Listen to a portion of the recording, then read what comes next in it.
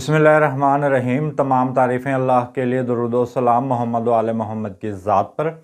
अस्सलाम वालेकुम नाज़रीन, मैं हूं एस्ट्रोपामिस्ट सैयद अली ज़ैदी। नाज़रीन, आज का मेरा मौजू है कि 8 नवंबर को चांद ग्रहण लगेगा और ये इस साल का चौथा और आखिरी ग्रहण होगा और ये मुकम्मल ग्रहण होगा। और इस ग्रहण से जो लोग सबसे ज़्यादा मुतासिर होंगे वो बुर्ज सौर वाले लोग होंगे। तो बुर्ज सौर वालों को इस चांद ग्रहण में ख़ुसूसी तौर पर एहतियात की ज़रूरत है और उनको चाहिए कि इसका सदका भी दें। मज़ीद तफसीलात बताने से पहले मैं आपको आगाह करना चाहता हूँ कि हम ऑनलाइन पामिस्ट्री की क्लासेस का आगाज़ कर रहे हैं। ये ऑनलाइन क्लासेस होंगी और जो लोग ऑनलाइन पामिस्ट्री की क्लासेस अटेंड करना चाहते हैं वो हमसे रब्ता कर सकते हैं। स्क्रीन पर हमारा नंबर चल रहा है।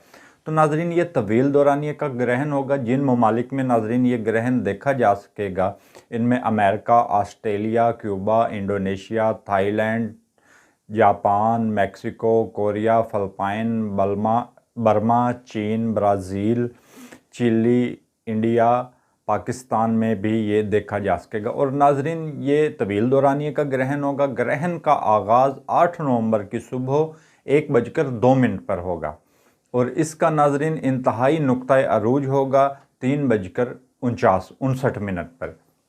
इसका इंतहाई नुक्ता अरूज 3:59 पर होगा और इसका इख्तिताम शाम 6:56 पर होगा।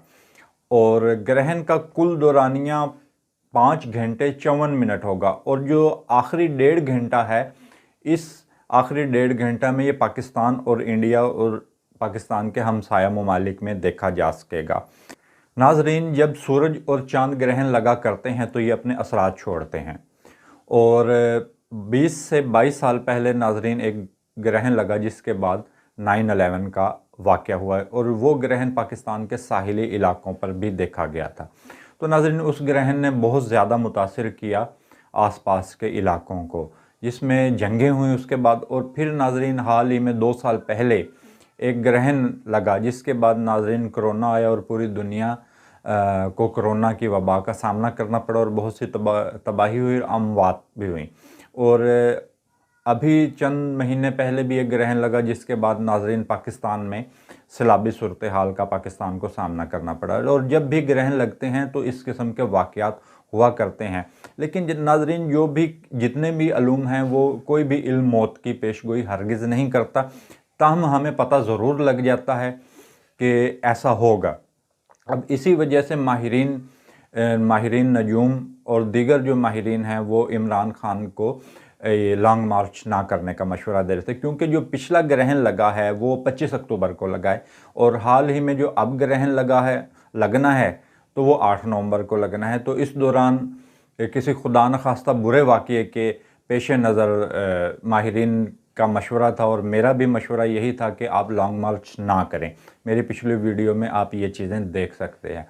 तो नाज़रीन, लेकिन हम तबाही या मौत की पेशगोई हरगिज़ नहीं करते, क्योंकि इसमें इखलाकी जवाज़ नहीं बनता। और जो लोग असातिज़ा से सीखते हैं तो उनको ये बाकायदा सिखाया जाता है कि आपने कोई ऐसी पेशगोई नहीं करनी जिससे कोई सनसनी फैले या लोग डर जाएं या किसी भी किस्म के इबाम में मुब्तला हो जाएं। बहरहाल ये चीज़ें थी जो आपके साथ मैंने शेयर करनी थी। तो और आपने देखा है कि हाल ही में अब इमरान खान को बच गए हैं और अल्लाह ताला ने उनको नई ज़िंदगी अता की है। लेकिन इमरान खान के साथी भी ज़ख्मी हुए हैं और बहुत सा नुकसान भी हो गया है। तो ये चीज़ें, ये तो एक बहुत छोटा सा वाक़या है नाज़रीन। इससे बहुत बड़े वाक़या होते हैं, मुल्कों के अंदर जंगें भी छिड़ जाती हैं। तो ये तो एक छोटा सा वाक़या था माहिरीन इल्म नजूम की नज़र में। इससे बड़े वाक़ये भी खुदा न खास्ता पाकिस्तान और दीगर ममालिक में भी पेश आ सकते हैं। ये नहीं है कि ये पाकिस्तान में ही पेश आएगा।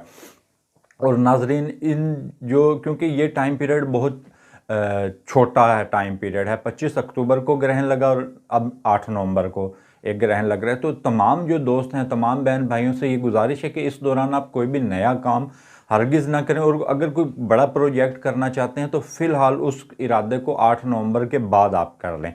और जो इसमें ख़ुसूसी तौर पर जो एहतियात करनी होती है वो हामला ख़वातीन के मुतल्लिक़ एहतियात होती है कि वो खुले में ना जाएं, छुरी कैंची आग का इस्तेमाल ना करें और वज़न ना उठाएं, घर में चूल्हा ना जलाएं और छत के नीचे रहें, सीधी लेटी रहें और खुले आसमान के नीचे हरगिज़ ना जाएं।